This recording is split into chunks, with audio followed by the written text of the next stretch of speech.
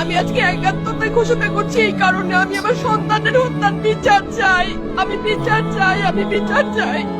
এই বিচার আপনাদের নিশ্চিত করতেই হবে। আমার সব সন্তানের কাছে আমার অনুরোধ, আপনারা আমার সন্তানের হত্যার বিচার করুন। কারণ হাদির শেষ ইচ্ছা ছিল যদি মৃত্যু হয় তবু যেন আমার মৃত্যু বিচার হয়। আমি এই বিচার চাই। ইনসাফের বাংলাদেশ চাইলে যদি মৃত্যুবরণ করতে হয়, আর কত রক্ত দিবে আমাদের সন্তানেরা? আর সহ্য করার ক্ষমতা আমাদের নাই। আমাদের সন্তানদের বাঁচতে দিন। ইনসাফের বাংলাদেশ গায়েব হোক। আমরা আর সহ্য করতে পারি না।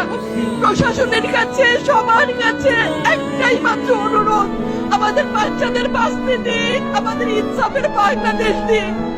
কথা বলার শক্তি আমার নাই, আমার চোখ পড়ে আসছে।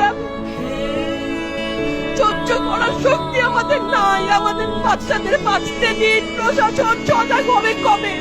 আর কত মৃত্যু আমার বাচ্চাদের দেখতে হবে?